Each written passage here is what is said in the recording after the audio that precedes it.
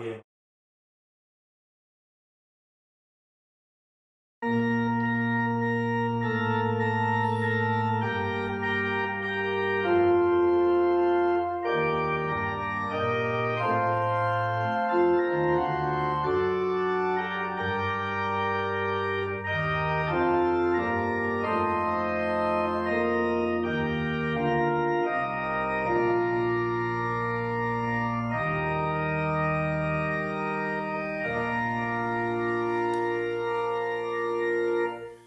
오직 여호와는 그 성전에 계시니 온 땅은 그 앞에 잠잠할지니라. 하나님은 영이시니 예배하는 자가 영과 진리로 예배할지니라. 아멘. 함께 일어나셔서 찬송가 11장을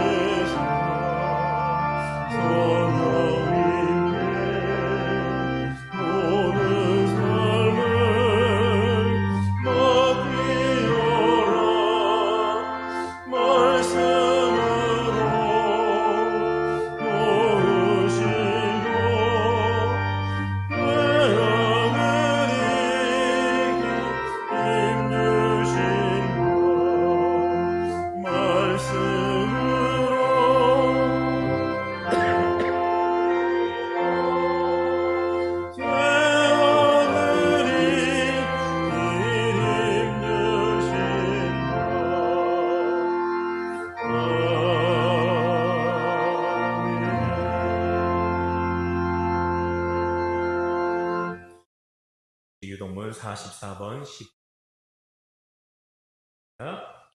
온 땅이여 여호와께 즐거운 찬송을 부를지어다.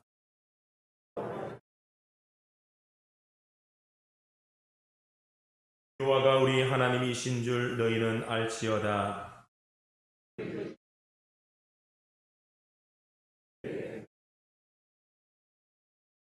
감사함으로 그의 문에 들어가며 찬송함으로 그의 궁정에 들어가서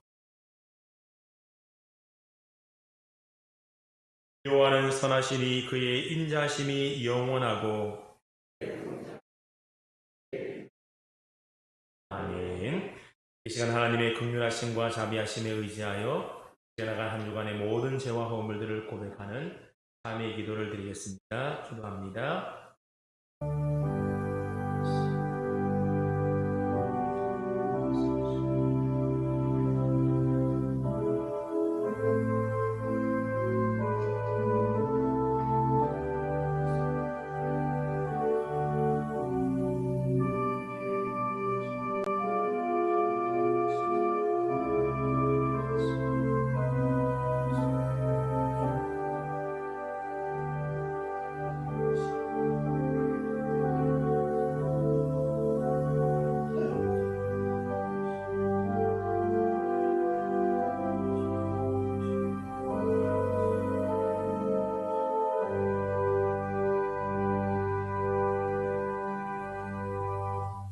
여호와께서 말씀하시되 너희 죄가 주홍 같을지라도 눈과 같이 희어질 것이요 진홍같이 붉을지라도 양털같이 희게 되리라.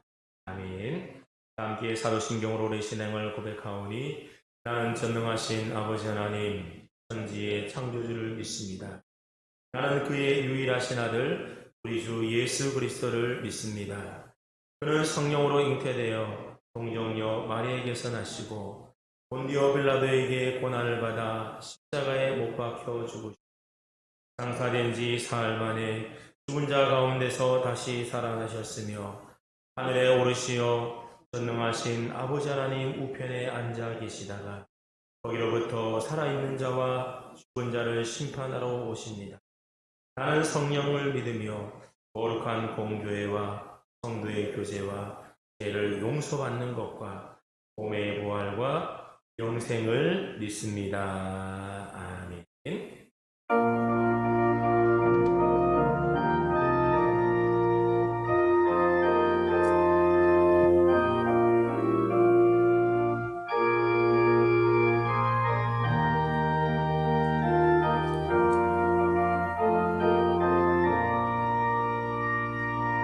자비한 주께서 부르시네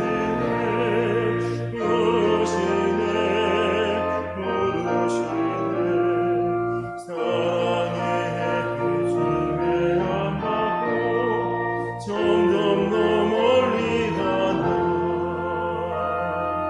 지금 오라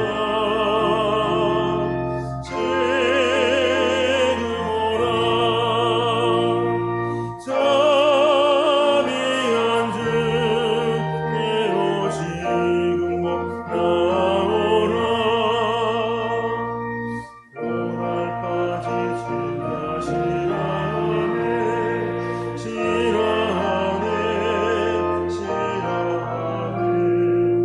무거운 짐진 다 나오라 지게 해주시리라 지금 오라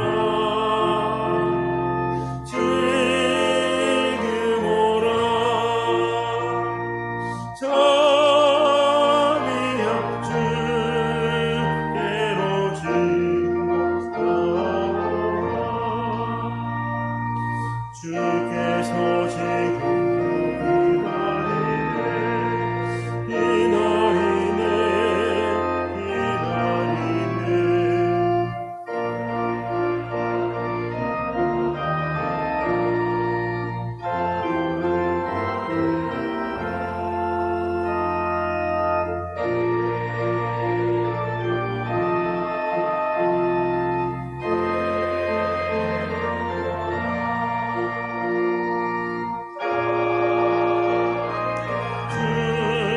주께로 지금 나오라 주님의 소리를 들어보라 그 이름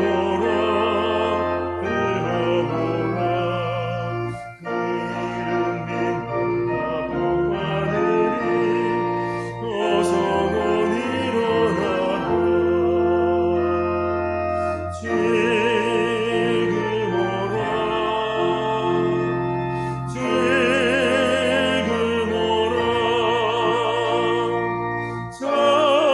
자비한 주께로 지금 나오라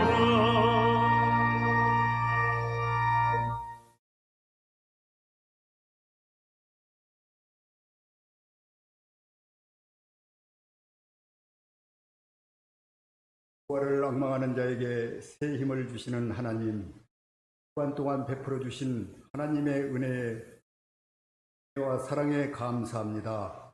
질서와 혼돈이 가득한 세상 속에서 지치고 힘든 우리에게 오늘도 다시 일어날 수 있는 새 힘을 인도하여 주시니 감사합니다. 하나님 팔은 언제나 든든하고 하나님 품은 항상 따뜻함에 감사드립니다. 해가 시작된 지 엊그제 같은데 벌써 한 달을 보내고 있습니다.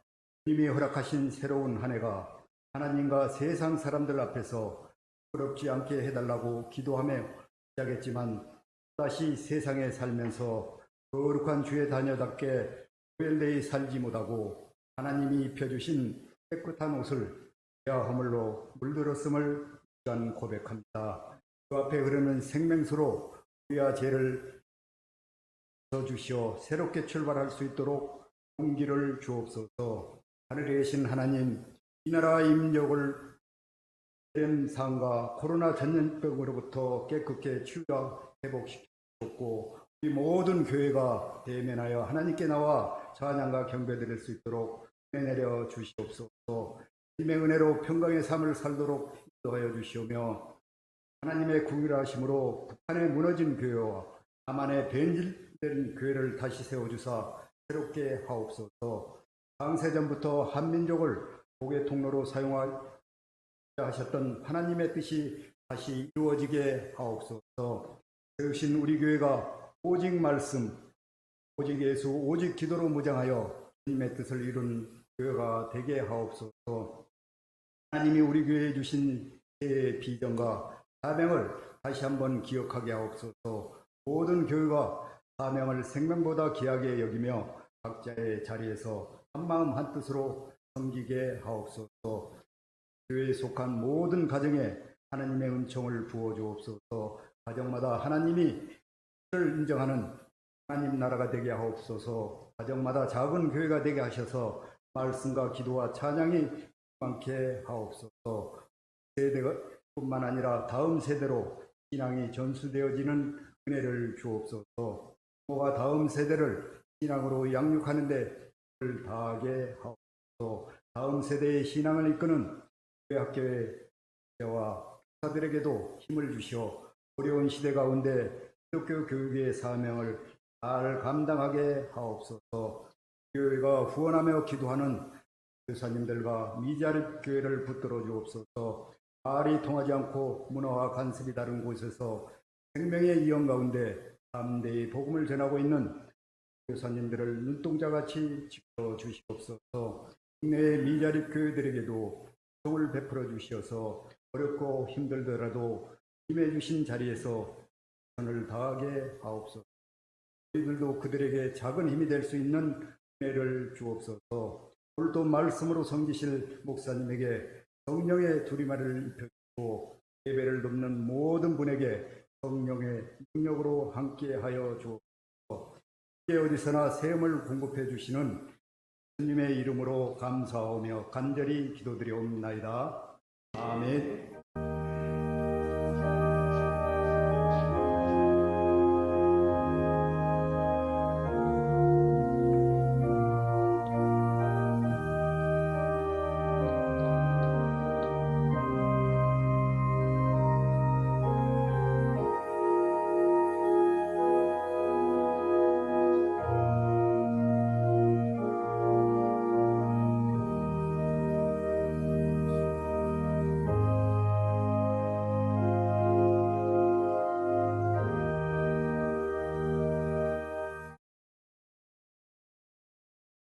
소식을 전해드리겠습니다. 주보를 참고하시기 바랍니다. 예배에 관한 소식입니다. 정부의 사회적 거리 두기 단계에 주일 1부, 2부 예배는 교회 자석수의 퍼센트의 일정이 예배드릴 수 있게 되었습니다.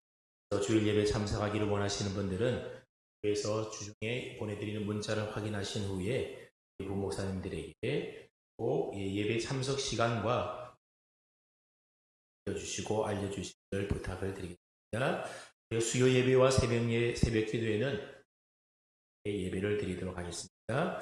교회 학교도 정상 예배 드립니다. 기타 소그룹 모임은 5인 이상 사적 모임 금지이기 때문에 따로 모이지 않고 온라인을 통해서 그렇게 교제하시고 교회를 가져주시기를 부탁을 드리겠습니다. 알림 소식입니다. 원래부터 주보 3면에 오시게 되면 하단에 매체인 성경 읽기표가 있습니다. 우리 교회표가 기본으로 돌아가자이고 실천 목표 가운데 하나가 성경 3장씩 읽어서 1년에 1독하자입니다. 하루에 성경 3장씩 읽고 주일날 5장을 읽게 되면 1년에 성경을 일독할 수가 있습니다. 맥체인 성경 읽기표에 따라서 성경을 읽게 되면 4장씩 읽어야 됩니다. 읽으면 구약 성경은 1년에 일독하고 신약 성경은 또 그 다음에 시편까지도 이독을 할 수가 있습니다. 성도님들이 맥체인 성경 읽기표에 따라서 하루에 4장씩 성경을 읽으시면 내 신앙생활에 큰 도움이 될 줄로 압니다. 그리고 지난번에 새해가 시작하면서 글씨 성경 쓰기도 아마 여러분들에게 대해서 가장 중요한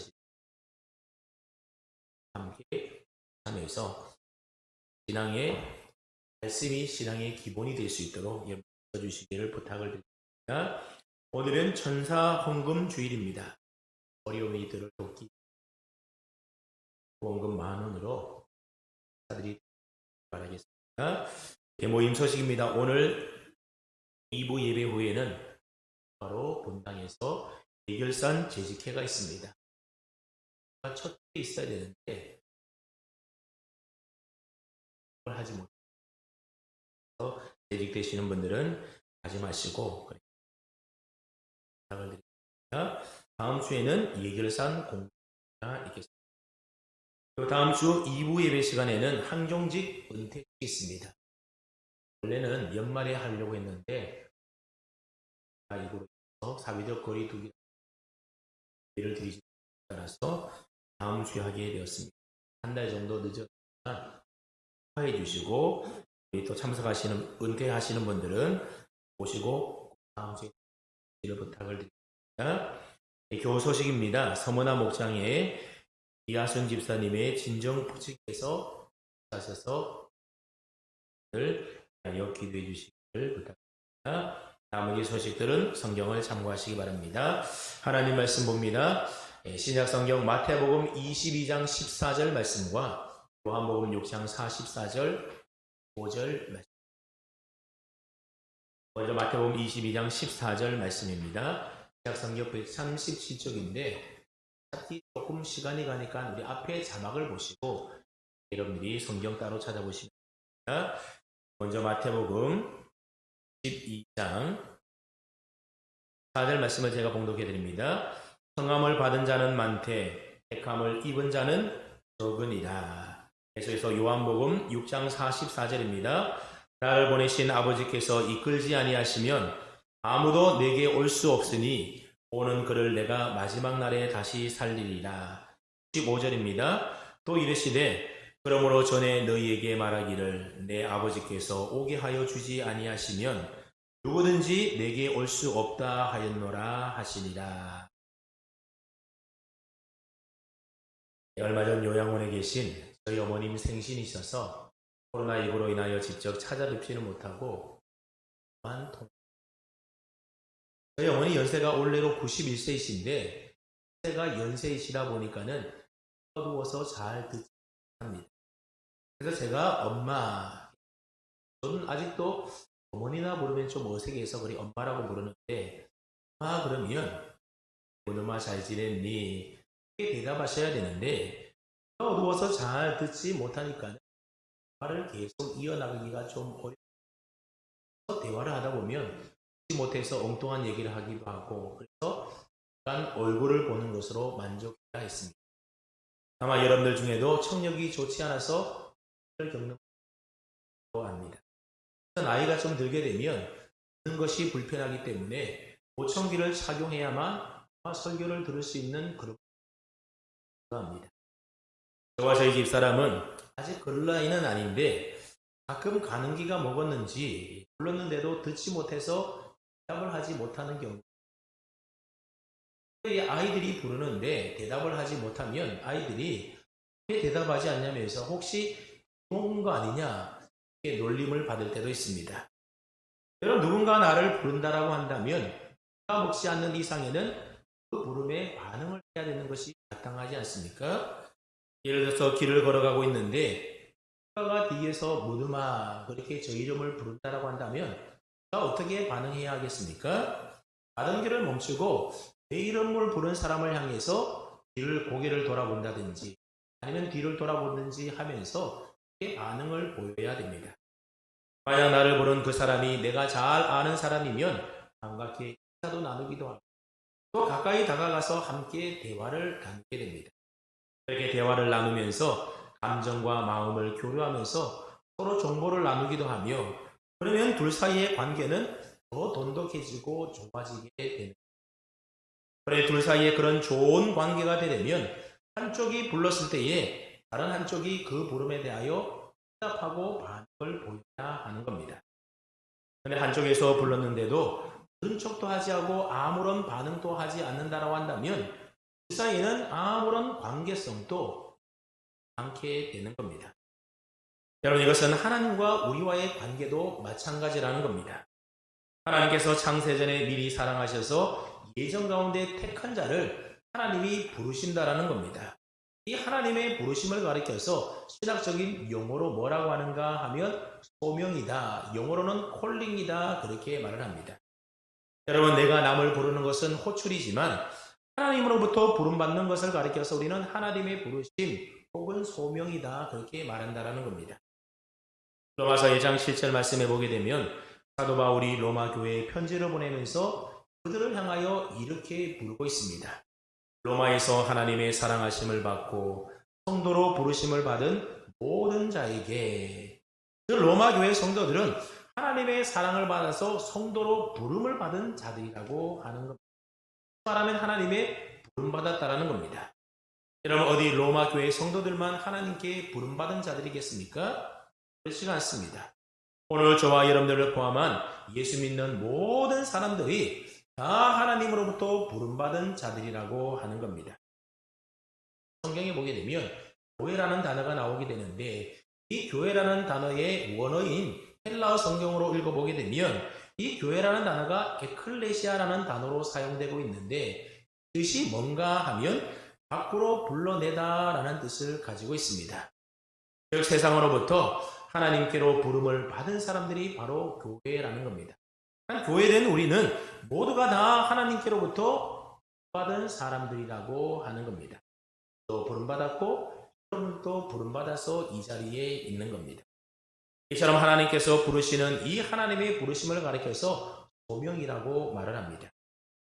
여기에 지난주에 배운 내용을 좀 더 살을 붙여서 소명에 대하여 정의를 내려보면 소명이라는 것은 바로 이런 겁니다. 소명이라 함은 하나님이 미리 하시고 예정 가운데서 택하신 자, 즉 구원 얻기로 선택된 자를 향한 하나님의 부르심이다. 그렇게 정의가 있습니다. 여러분 이 정의에 따르면 하나님께서는 어떤 자를 부르신다라는 겁니까? 어떤 자에게 하나님이 소명을 주십니까? 하나님의 예정 가운데 구원받기로 선택된 자, 즉 하나님의 자녀로 택한 그 사람을 하나님이 부르시고 소명을 주신다는 겁니다. 그러면 하나님의 예정 가운데 구원받기로 선택된 자는 언제 선택을 받았습니까? 지난주에 배웠던 것처럼 창세전에 이 세상이 존재하기도 전에 그리고 나라고 하는 존재가 형상을 가지기도 전에 이미 하나님은 나에 대하여 아셨고 그런 나를 사랑하셨고 그래서 나를 구원받을 당신의 자녀로 선택해 주셨다. 지난 시간에 예정에 관하여 배우면서 그 내용에 대하여 설교한 바 있습니다. 그렇습니다. 믿는 자를 향한 하나님의 구원은 창세전의 예정 가운데 시작이 됐다는 것입니다. 하나님은 창세전에 택하신 자를 이제 부르셔서 구원하시는데 이 하나님의 부르심이 뭐라고요? 소명이라는 겁니다.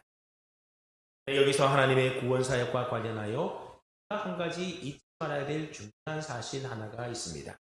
그래서 바로 우리 인간의 구원이라고 하는 것이 삼위일체 하나님이 협력해서 이루신 작업이라고 하는 전부 하나님은 조금 전에 얘기한 것처럼 창세전에 구원받을 자에 대하여 아시고 예정하셔서 택하여 주었습니다.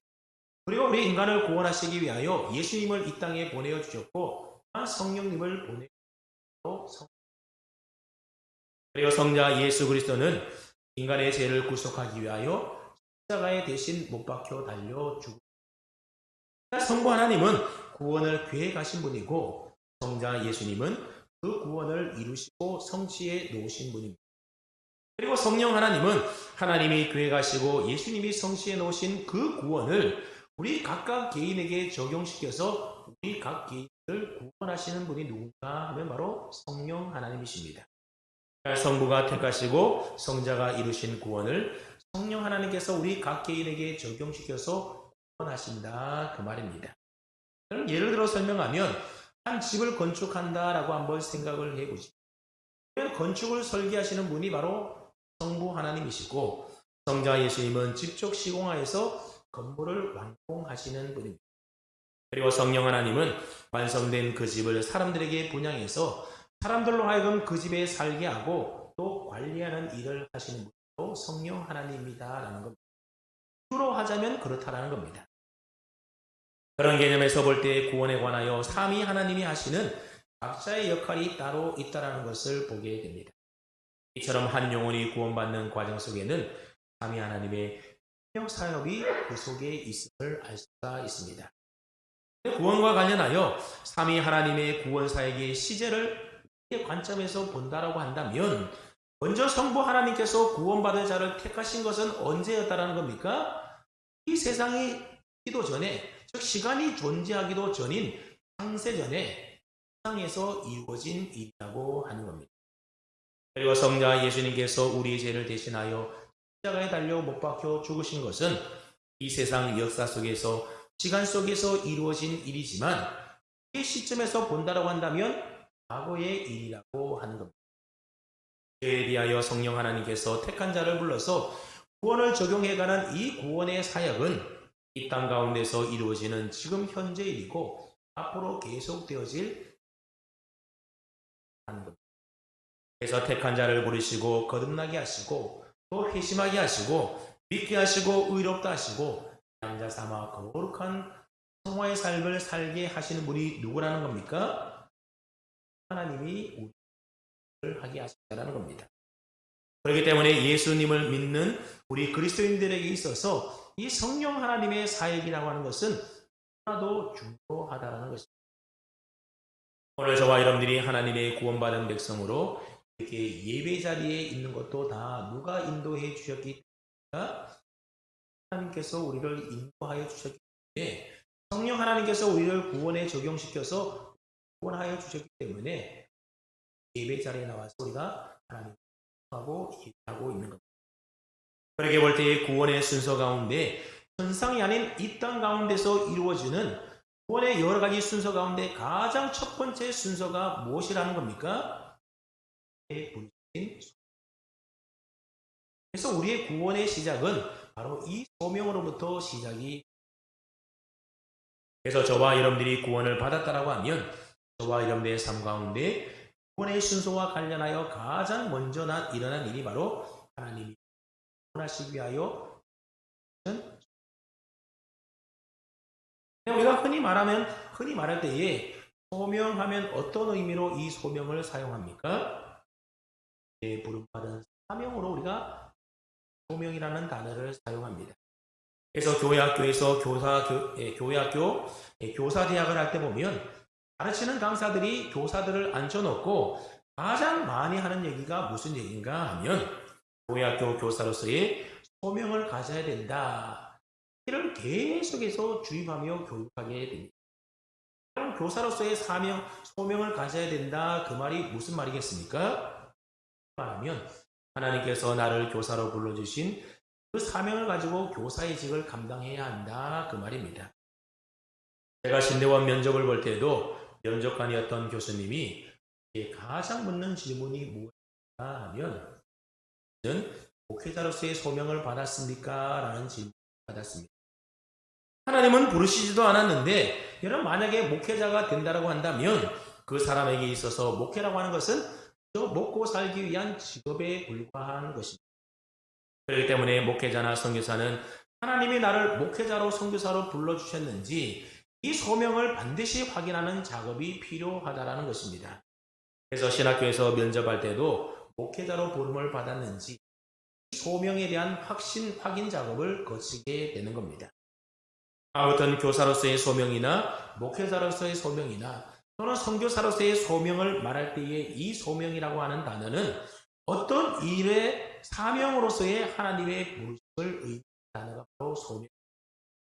오늘 저와 여러분들이 살펴보고자 하는 이 부르심 소명이라고 하는 것은 사명으로서의 소명을 말하는 것이 아니라 바로 우리를 구원으로 부르시는 소명이라고 하는 사실을 우리가 잊지 말아야 되겠습니다. 여러분, 하나님이 우리를 부르시는 소명에는 크게 세 가지로 나눌 수가 있습니다. 첫째는 우리를 구원으로 초청하시는 구원으로서의 소명이 있고, 그리고 둘째는 하나님과의 사귐으로 초청하는 그런 부르심이 있고, 셋째는 우리를 사역자로 또는 우리에게 사명 주심으로 부르시는 라고 하는 겁니다. 우리가 흔히 사용하는 이 소명이라고 하는 단어는 세 번째 부르심에 해당되는 사역 또는 사명애로의 부르심이고, 오늘 저와 여러분들이 살펴보고자 하는 소명은 첫 번째 부르심인 구원애로의 부르심인 소명을 우리가 살펴보자 하는 겁니다. 그래서 조금 전에도 얘기했지만 하나님께서 창세전에 택한 자를 이제 구원하시기 위하여 성령님이 우리 각각 개인에게 구원의 은혜의 역사를 시작하게 되는데, 가장 먼저 우리를 어떻게 한다라는 겁니까? 먼저 부르시다라는 것입니다. 그다음 여러분, 그래서 우리를 부르시는데 어떻게 부르시겠습니까? 구약시대 때는 아담이나 노아나 아브라함이나 모세를 부르실 때에 하나님이 직접 그들의 귀에 들리게 아브라함아 또는 모세야 이런 식으로 그들을 불렀습니다. 그러면 오늘 우리에게도 어느 날 하나님이 갑자기 우리에게 찾아와서 하나님이 우리의 귀에 들리도록 누구야 그렇게 우리를 부르시는 것이겠습니까? 그렇지 않다라는 겁니다. 어떻게 그러면 하나님이 우리를 불렀다라는 겁니까?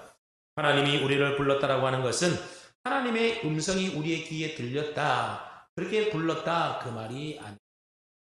하나님이 우리를 부르시는 방법에는 여러 가지가 있는데, 어떤 사람에게는 마음의 감동을 통하여 우리를 하나님께로 부르시고, 어떤 사람은 주변에 있는 사람들의 기도를 통하여 부르시고, 어떤 사람은 몸에 질병을 주어서 그 질병을 통하여 부르시기도 하고, 어떤 사람은 인생의 고난과 어려움을 통하여 우리를 부르시기도 하고, 또 어떤 사람은 모태신앙인 사람 같은 경우에는 태어날 때부터 하나님이 그렇게 부르시는 그런 부르심이라고 하는 것, 하나님의 부르심이라고 하는 것은 참으로 다양하다라고 하는 겁니다. 그렇게 볼 때 하나님의 부르심은 정말로 하면 하나님의 초청이다 그렇게 말할 수가 있습니다. 근데 중요한 것은 우리를 향한 하나님의 구원이 그냥 부름을 통하여 시작이 된다라고 하는 겁니다. 다만 여러분 자신을 가만히 한번 돌아보십시오. 여러분은 어떻게 교회에 나오셨고 어떻게 예수를 믿게 되었습니까? 아마 여러 다양한 하나님의 부르심과 초청을 통하여 교회에 나오셨을 겁니다. 어떤 분은 누구의 전도를 받아서 오기도 하고, 어떤 분은 또 인생의 어려움을 겪어서 그렇게 교회에 나오기도 하고, 아마 여러 다양한 방법을 통하여 여러분들이 교회에 나오고 예수를 믿게 되었습니다. 근데 많은 사람들이 자신이 교회에 나오고 예수 믿는 것은 하나님의 부르심 때문이 아니라 내가 스스로 결정하고 선택해서 내가 교회에 나오고 내가 예수님을 믿게 되었다. 친구의 전도를 받고 교회에 나온 것도 내가 선택한 일이고, 예수님을 영접한 것도 내가 스스로 결단해서 내가 영접한 것이다 그렇게 생각한다라는 겁니다. 성경은 우리에게 그렇게 말하지 않습니다. 성경은 내가 예수 믿기로 선택하고 결단하기 이전에 먼저 하나님이 창세전에 나를 택하신 성부 하나님의 예정이 있었고, 나를 구원해 주시기 위한 성자 예수님의 대속의 죽음이 있고, 성령 하나님의 부르심과 초청이 우리 가운데 먼저 있었다라고 말하고 있습니다. 그리고 우리가 앞으로 차츰 배우겠지만 내가 선택하고 내가 결단해서 내가 예수님을 믿은 것이 아니라 하나님의 전적인 은혜로 역사와 인도하심을 따라서 우리가 그걸 믿게 된 것입니다. 만약 성령님의 역사와 인도하심이 우리 가운데 없었다라고 한다면 우리가 아무리 예수님을 믿고 싶어도 예수님을 믿을 수가 없었을 겁니다. 그래서 가끔 교회 하나도 보게 되면 나는 정말 예수님을 믿고 싶은데 믿어지지 않아서 믿지 못한다 그렇게 말하는 분들이 종종 있습니다. 왜 그런 것이겠습니까? 성령님의 역사와 인도하심이 그 사람 가운데 없기 때문에 그렇습니다. 나는 그 사람에게는 왜 성령 하나님의 역사와 인도하심이 없는 것이겠습니까? 그것은 하나님께서 창세전에 사람을 구원받을 하나님의 자녀로 택하지 않았기 때문에 그렇습니다. 그러므로 하나님이 창세전의 예정 가운데 택한 자는 성령의 은혜와 역사를 통해서 하나님이 그를 불러서 예수님을 믿게 하지만 하나님께 택함을 받지 못한 자는 아무리 믿고 싶다 할지라도 믿을 수가 없다라고 하는 겁니다. 그런 사람마다 하나님의 부르시는 때가 다 다르기 때문에 지금 예수 믿지 않는다라고 해서 그 사람이 하나님의 선택에서 유기된 사람이다, 하나님께 선택을 받지 못한 사람이다, 그렇게 단정할 수는 없을 겁니다. 지금은 안 믿어도 나중에 얼마든지 믿을 수 있기. 그래서 어떤 사람은 평생 예수 믿지 않다가 그렇게 얼마 전에 믿는 그런 사람도 있지 않습니까? 저 같은 경우를 보더라도 어린 시절부터 쭉 교회를 다녔지만 제가 예수님 믿고 예수님을 영접한 것은 9살 때 그랬다라는 거예요. 그때 성령님이 역사하셔서 하나님이 불러주신 것입니다. 아무도 분명한 것은 하나님께서 우리를 불러주셨기 때문에 예수님을 믿고 영접하고 구원하라고. 그럼 우리를 구원하시기 위하여 우리의 삶 속에 이루어지는 성령님의 첫 번째 구원의 사역이 뭔가 하면 하나님의 부르심 명이라는 겁니다. 근데 우리를 구원으로 초청하시는 이 하나님의 부르심은 크게 두 가지로 나눌 수가 있는데, 첫째는 외적 소명이 있고 첫째는 내적 소명이라는 것이 있습니다. 여러분, 외적 소명이라는 것이 무엇인가 하면, 외적이라고 하는 것은 우리 내면에서 일어나는 일이 아닌 외형적으로 우리를 초청하고 부르는 것을 가리키는 말입니다. 쉽게 말하면 누군가로부터 우리가 전도를 받지 않습니까? 전도를 받든지 아니면 어떤 체험을 하든지 아니면 병에 걸리거나 인생의 고난과 같은 일들을 통해서 예수 믿으라고 하는 복음을 듣게 되는데, 그때의 구원으로 초청을 받는 부르심이 바로 외적인 소명이라는 겁니다. 그래서 이 외적 소명은 시대와 민족과 신분 그리고 남녀노소를 막론하고 누구에게나 제한받지 않고 다 부르시는 초청이 바로 외적 소명입니다. 하나님의 말씀을 듣는 모든 사람에게 일하는 일반적이고 복적인 초청. 이 외적 소명은 택한 자뿐만이 아니라 택함 받지 못한 자들도 다 초청하는 것이 바로 외적인 초청입니다. 그렇기 때문에 이 외적 부르심을 받은 사람들은 다 그 부르심에 반응하여 예수님을 믿느냐가 않다라는 겁니다. 여러분가 전도해 보면 알지 않습니까? 여러분, 전도라는 것이 무엇이겠습니까? 전도라는 것은 사람들에게 복음을 전하여 예수 믿으라고 구원으로 초청하는 외적인 소명이 바로 전도인 겁니다. 우리가 전도를 해보면 많은 사람들이 복음을 듣고 구원으로 초청을 받게 되지만, 그러나 그 초청과 부르심에 응답하여 예수 믿는 사람들은 그 일부라는 겁니다.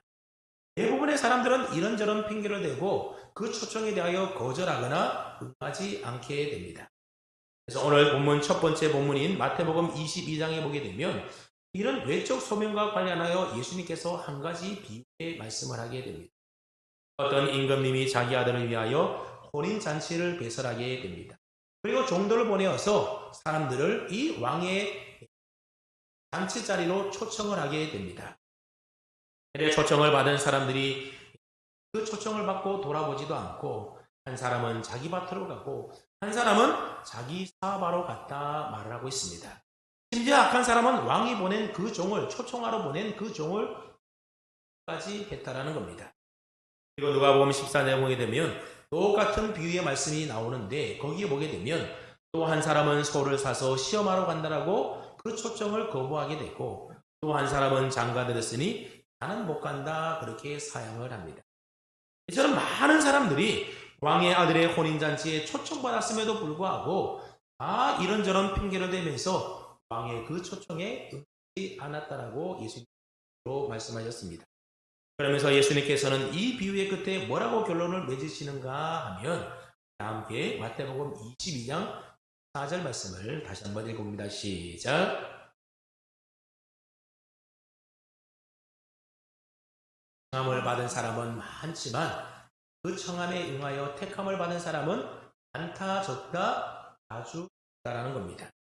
많은 사람이 외적 소명을 통하여 영원한 생명을 얻는 구원으로 하나님의 나라로 부름받고 초대를 받게 됩니다. 하지만 그 외적 소명을 통하여 영원한 생명으로 초대를 받지만 그 초대를 받은 사람들 가운데 그 초대에 응해서 구원을 얻는 사람은 아주 적다라는 겁니다.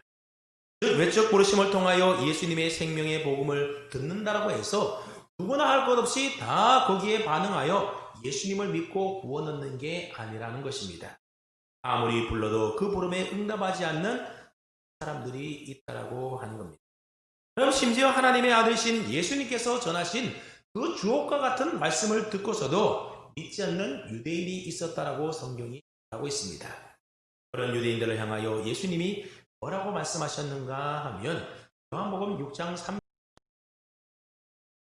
그러나 내가 너희에게 이르기를 너희는 나를 보고도 믿지 아니하는도다. 예수님이 말씀하셨습니다. 예수님이 전하신 예수님의 말씀이 얼마나 주옥과도 같은 말씀입니까? 얼마나 생명이 있는 능력 있는 말씀입니까? 근데 그 말씀을 듣고도 사람들이 믿지 않았다라는 겁니다.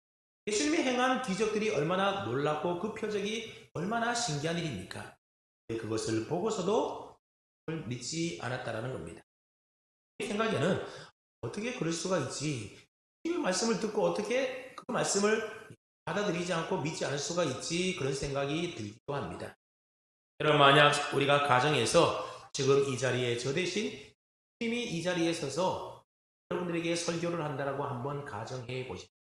아마 우리 가운데 한 사람도 졸거나 자는 사람 없이 모두가 다 길을 쫑고 세우고 말씀도 예수님의 말씀을 놓치지 않으려고 그렇게 들을 겁니다. 그리고 가급적이면 예수님의 말씀을 막 받아 적기 위해서 애를 쓰지 않겠습니까? 그리고 예수님이 하신 그 말씀을 두고두고 읽고 묵상하며 그 말씀대로 살려고 애를 쓸 겁니다. 우리가 사실 를 읽어보게 되면 예수님의 음성이 직접 들리지 않아서 그렇지 예수님이 직접 하셨던 설교 말씀이 얼마나 많이 성경에 기록되어 있는지 모릅니다.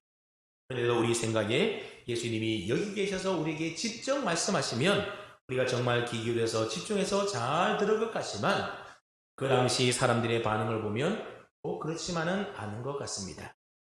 마치 오늘 우리들이 성경에 기록되어 있는 예수님의 말씀과 설교를 우리가 읽고 들으면서도 아무런 감흥과 감동 없이 읽고 듣는 것처럼 이 사람들도 예수님의 설교를 듣고도 반응을 보였다는 겁니다. 외적 소명을 통하여 초청받은 사람은 많지만 그 초청에 응해서 참받은 사람은 아주 적다라고 하는 겁니다.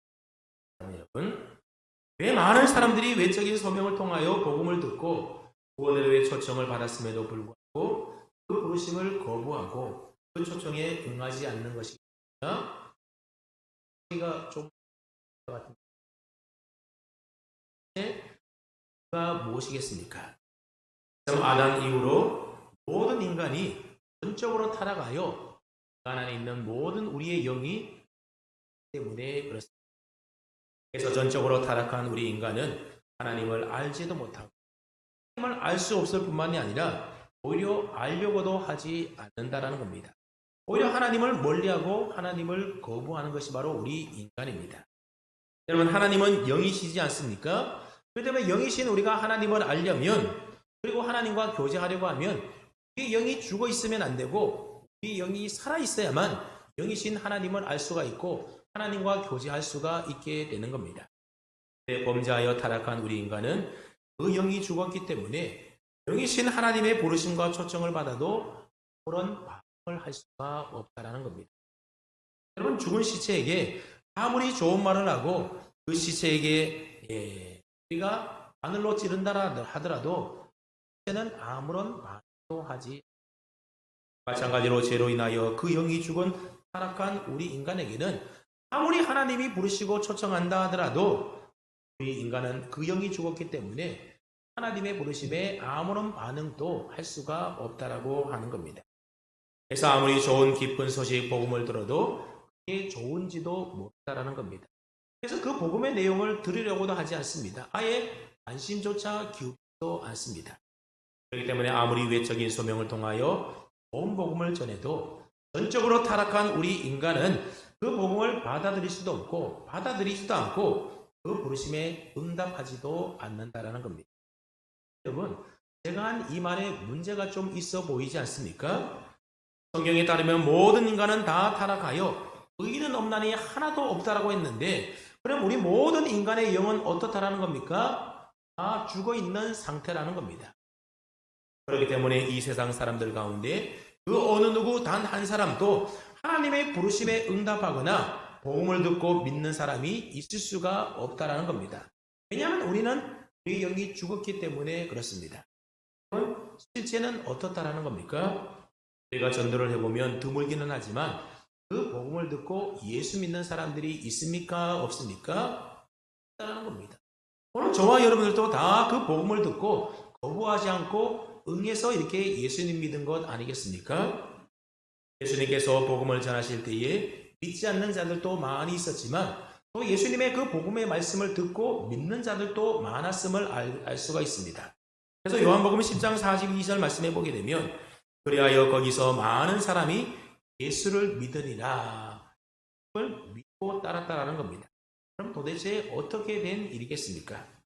죄와 허물로 죽은 타락한 우리 인간이 복음을 들어도 그 영이 죽었기 때문에 거부하고 외면하면 하나님의 부르심에 응답하지 않는다 그렇게 말씀을 했는데 여러분 도대체 어떻게 이들이 믿게 된 것이겠습니까? 도대체 어떻게 죄로 인하여 영이 죽은 그 사람이 복음을 듣고 예수님을 믿게 된 것이겠습니까? 그것은 바로 성령님의 놀라운 구원의 역사가 그들 가운데 임했기 때문에 그 부르심에 하고 그 초청에 응해서 믿을 수가 있었다라는 겁니다. 하나님께서 성령으로 그 마음을 열어주지 않는 이상 죄와 허물로 영이 죽은 우리 사람은 않고 하나님의 부르심에 응답할 수가 없습니다. 그래서 오늘 본문 6장 요한복음 6장 44절 말씀에 보면 하나님께서 이렇게 말씀하고 있습니다. 나를 보내신 아버지께서 이끌지 아니하시면 아무도 내게 올 수 없다. 하나님이 성령님을 통하여 우리를 이끌어 주셔야만 우리가 하나님께로 나아갈 수가 있다라는 겁니다. 하나님을 알 수 있다라는 겁니다. 65절 말씀에도 보면 내 아버지께서 오게 하여 주지 아니하면 누구든지 내게 올 수 없다. 왜 우리가 하나님께로 갈 수 없는 것이겠습니까? 우리 영이 때문에 하나님께로 우리 스스로의 힘으로 우리의 노력으로 내가 결단해서 할 수가 없는 겁니다. 그래서 하나님께서 성령을 통하여 오게 해 주셔야만 하나님께 나갈 수가 있는 것이고 하나님을 알 수가 있는 것이고 하나님의 부르심에 응답할 수가 있는 것입니다. 때문에 하나님께서 창세전에 택한 자에게는 앞서 얘기했던 것처럼 성령님이 역사하신다는 겁니다. 그래서 하나님을 알지 못해 닫혀있는 그 마음문을 성령님이 먼저 열어주게 되는 겁니다. 예를 들어서 우리가 누군가 전도할 때에 하나님은 당신을 사랑하십니다. 예수님이 당신의 죄를 위하여 십자가에서 죽으셨습니다. 그러니 그 예수님 믿고 구원받으세요. 보통 사람들은 다 어떻게 반응합니까? 다 그 말을 듣고도 다 무시하고 그냥 모르는 척하고 그냥 지나칩니다. 그러면서 속으로 생각하기를 안 믿고 천국 가세요. 그러지 않습니까? 성령님이 역사하셔서 그 마음문을 열어주면 나를 사랑하신다고 나를 위하여 죽으셨다고 예수님 믿으면 구원받는다고 그러면서 복음에 대하여 관심을 보이고 하게 된다는 겁니다. 그래서 복음에 대한 지적인 호기심이 생기면서 그 복음을 깨닫게 해줍니다. 그리고 자신이 죄인인 것을 깨달아서 하나님을 바라보게 하고 그래서 하나님의 그 부르심에 응답하게 해주십니다.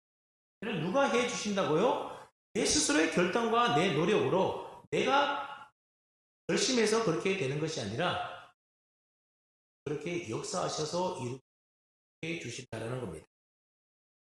이처럼 성령 하나님은 하나님을 알지 못하는 죄인된 우리들로 하여금 구원의 초청에 응하도록 우리의 마음문을 열어주시는데 그것을 가리켜서 내적 소명이다 그렇게 내면에서 일어나기 때문에 내적 소명이라고 말을 하는 겁니다. 여러분 외적 소명과 달리 내적 소명은 창세전에 하나님이 택한 사람에게만 성령님이 역사하시는 겁니다. 그렇기 때문에 100% 효과 있는 소명입니다. 그래서 100이면 100 모두가 다 예수님 믿고 이르게 그렇습니까? 성령님은 어떤 사람에게 역사하신다고요? 창세전에 하나님께서 구원하기로 택한 사람에게만 성령님이 역사하셔서 그 부르할 수가 있기 때문에 그래서 100% 효력이 있다라고 해서 이 내적 소명을 가리켜서 효력 있는 부르심이다 그렇게 부른다라는 겁니다. 저와 여러분들이 이처럼 구원받은 것은 이 내적 소명을 통해서 우리가 했기 때문에 하나님께서 저와 여러분을 창세전에 택해 주셨기 때문에 우리 안에 성령님이 역사하셔서 우리 마음문을 열어주시고 하나님을 바라보고 복음을 받아들이도록 해주셨기 때문에 저와 여러분에 응해서 또 구원하게 그렇습니다. 창세전의 예정 가운데 하나님의 택하심을 받은 자에게는 반드시 성령님이 역사하셔서 본으로 초청하시는 하나님의 부르심에 합하게 그래서 복음을 받아들이고 죽었던 영이 살아나서 믿게 되는 것입니다. 그리고 의롭게 되어서 하나님의 자녀라 칭함을 받고 거룩한 성화의 삶으로 이 모든 구원의 과정에 누가 역사하신다고요? 하나님이 역사하신다. 제 얘기가 여러분에게 잘 들립니까? 들리게 들리죠? 알아들을 수는 있겠어요? 오늘 설교 내용이 좀 교리적인 내용이기 때문에 좀 집중해서 듣지 않으면 이게 뭔 말인가 이해하기 어려우니까 여러분 힘들어도 잘 기울여 들어주시기 바랍니다. 아무튼 이 내적 소명을 비롯한 구원의 모든 과정은 다 성령 하나님의 사역과 상당한密接한 관계가 있다는 겁니다. 그렇기 때문에 외적 소명을 통하여 아무리 좋은 구원의 복음의 진리를 듣는다 하더라도 성령님이 그 속에 역사하지 않으면 즉 내적 소명이 없게 되면 그 부르심에는 사람들이 응답할 수가 없게 되는 겁니다. 그런 경우에는 죽은 영이 다시 살아나는 희생과 희생과 같은 역사가 일어납니다. 내적 소명은 모든 자에게 주어지는 것이 아니라 어떤 사람에게 주어진다고요? 그래서 구원하기로 택함받은 자에게만 성령님이 역사하셔서 내적 소명이 일어나게 되는 겁니다.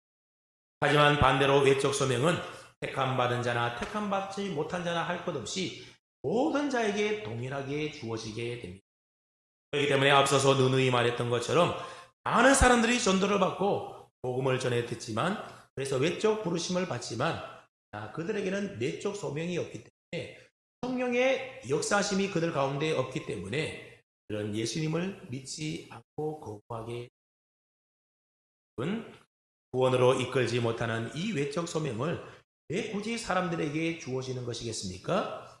그 이유와 목적이 무엇이겠습니까?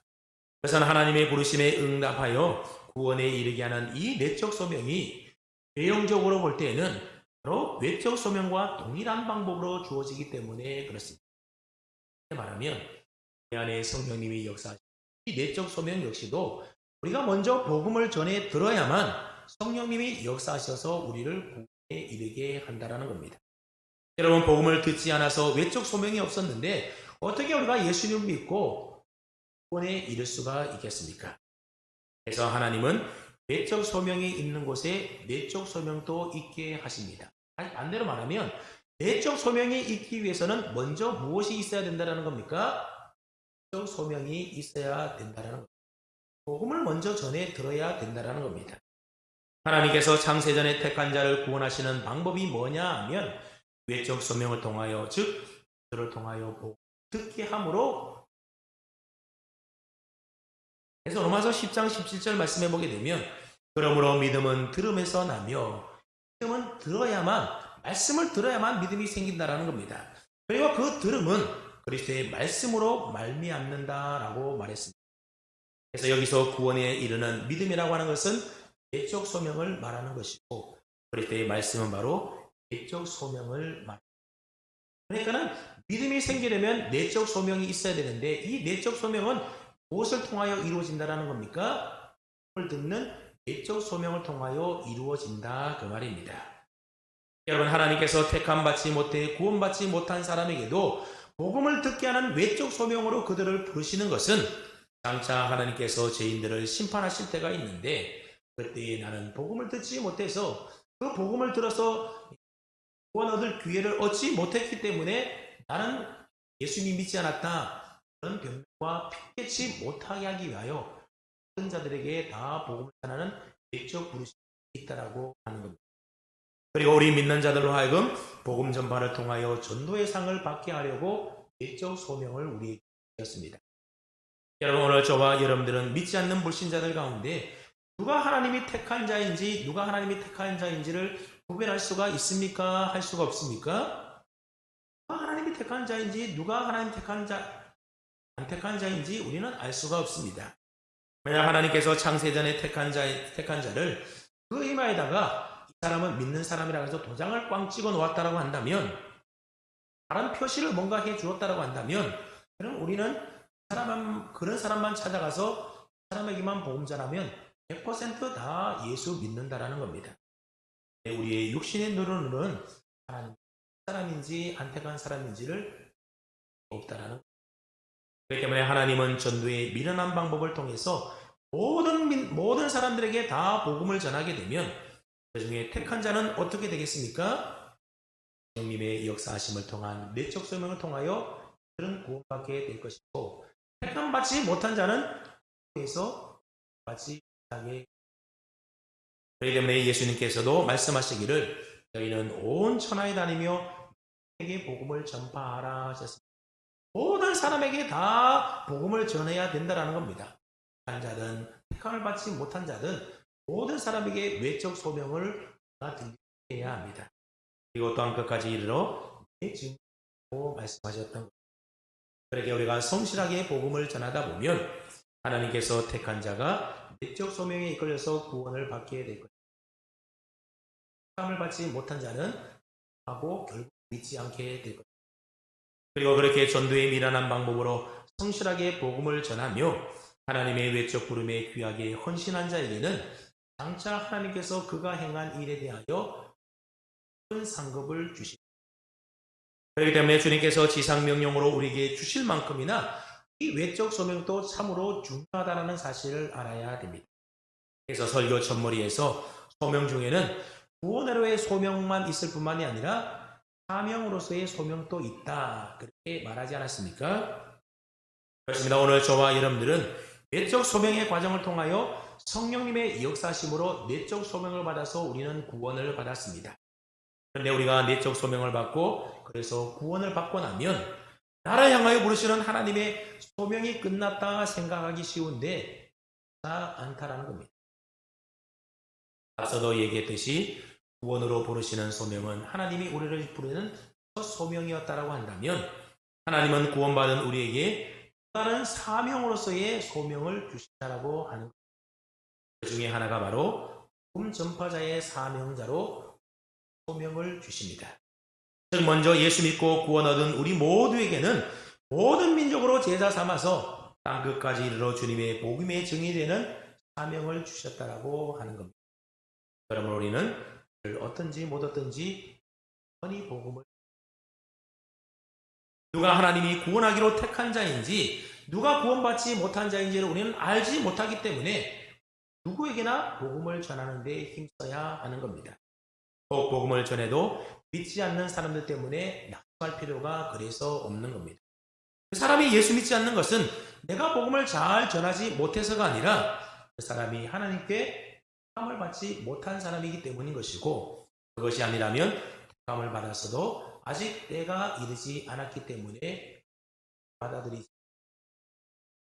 하나님께 받는 상급도 마찬가지입니다. 복음을 전해서 그 사람이 교회에 나와서 예수님 믿어야만 우리가 그것에 대한 전도의 상급을 받는 것이 아니라 믿든지 믿지 않든지 부지런히 복음을 전하여서 이 외적 소명의 사명을 감당해 나가면 그 결과에 상관없이 하나님이 상급을 주시기로 믿으시기 바랍니다. 사랑하는 성도 여러분, 오늘은 이 땅에서의 구원의 첫 번째 순서인 하나님의 부르신 소명에 대하여 우리가 함께, 오늘 설교를 준비하면서 김춘수 시인의 꽃이라고 하는 시의 한 구절이 생각이 났습니다. 내가 그의 이름을 불러주기 전에는 그는 다만 하나의 몸짓에 지나지 않았다. 내가 그의 이름을 불러주었을 때 그는 나에게로 와서 꽃이 되었다. 그런 시의 내용. 여러분, 우리가 사람과의 관계에서 보면 누군가가 내 이름을 불러주기 전에는 사람에게 있어서 나는 아무런 의미 없는 존재이지 않았습니까? 그 사람과 나는 아무런 관계가 없는 사람입니다. 하지만 그 사람이 내게 다가와서 내 이름을 불러주었을 때에는 나는 그 사람에게 의미 있는 존재가 된다는 거죠. 하나님과 우리 인간의 관계도 마찬가지라는 겁니다. 만약 하나님께서 우리를 택하여 주시지 아니하시고 우리를 불러주지 않았다라고 한다면, 그래서 우리가 하나님의 그 응답하심에 대하여 우리가 부르심에 대하여 응답하지 않았다라고 한다면, 우리는 하나님과 아무런 상관없는 하나님에게 의미 없는 자에 불과했을 겁니다. 우리가 이 세상에서 아무리 성공한 모습으로 모든 사람의 인정을 받는다 할지라도 하나님이 부르시지 않았다라고 한다면 그저 하나님에게 아무런 의미 없는 하나의 몸짓에 불과한 자들, 그런 우리를 창세전에 택하여 주시고 또 효과적인 부르심으로 초청하여 주시고 우리를 불러주심으로 하나님 꽃이 된 것, 의미 있는 자가 된 것입니다. 하나님의 구원받은 자녀가 되어서 하나님에게 아주 의미 있는 존재가 된 것, 하나님에게 아무런 의미 없는 하나의 몸짓에 불과하던 우리가 하나님의 그 부르심을 통해서 비로소 꽃을 피우는 인생, 영원한 생명을 얻어서 하나님과의 의미 있는 인생의 삶으로서의 시작을 하게. 그러므로 나를 택하여 주시고 효력 있는 내적인 부르심으로 나를 구원하여 부르신 늘 감사하며 살아가야 하겠습니다. 만약 하나님께서 나를 택하여 주시지 아니하시고 나를 불러주지 않았다라고 한다면 어쩔 뻔했습니까? 한번 생각만 해도 금방 겁니다. 그러므로 이제부터라도 하나님의 그 부르심에 합당하게 의미 없는 몸짓으로 살아가지 마시고 하나님의 꽃이 되어서 하나님께 의미 있는 인생으로 살아가는 저와 여러분 다 될 수 있기를 주님의 이름으로 축원합니다. 아멘. 하나님 아버지 감사합니다. 세상에 많은 사람들이 복음을 전해 듣고 예수님을 믿고 구원받고 싶어도 하나님께 택함받지 못해서 하나님의 내적 소명을 받지 못하여 아무런 의미 없는 삶을 살아가는데, 그런 우리를 창세전에 구원받은 하나님의 자녀로 예정 가운데 택하여 주시고 우리를 효과적인 부르심을 통하여 성령님으로 우리에게 역사하게 하여 주셔서 우리를 구원받게 하여 주시니 참으로 감사합니다.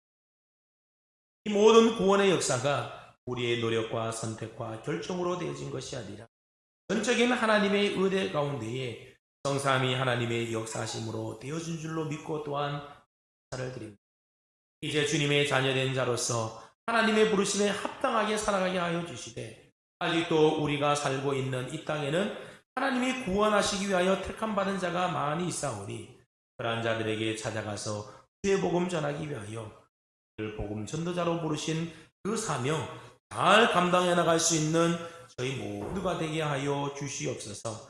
그래서 이제부터 하나님의 부르심에 합당하게 의미 없는 하나의 몸짓으로 살아가는 자가 아니라 하나님의 꽃이 되어서 하나님께 의미 있는 인생으로 살아가는 저희들이 될 수 있도록 성령 하나님 우리 안에 역사하여 주시옵소서. 하나님 오늘 또 귀한 예물 하나님 앞에 봉헌하여 올려드려 우리의 이 예물 기뻐 받아 주시고 예물이 사용되는 것마다 하나님의 영광이 나타나게 하시고 주가는 생명 살아나는 귀한 역사가 있게 하여 주시옵소서. 예물 드린 성필들 하나님 축복하시고 있어야 할 은혜와 복을 누리게 하시며 우리 성도들의 일터와 직장과 사위의 은혜와 복을 주셔서 물질로도 하나님 나라 귀하게 섬길 수 있는 은혜가 있게 하여 주시옵소서. 감사드리며 존귀하신 우리 주님 예수 그리스도의 이름으로 기도하옵나이다. 우리 함께 자리에 일어나서 성도 간에 서로 교제하며 인사 나눕니다. 사랑합니다. 축복합니다. 한 주간 동안 믿음 안에 살아갑시다.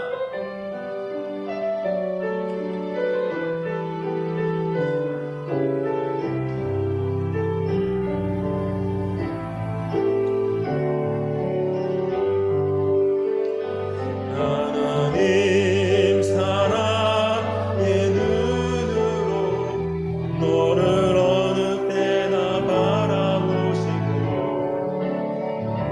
하나님인 자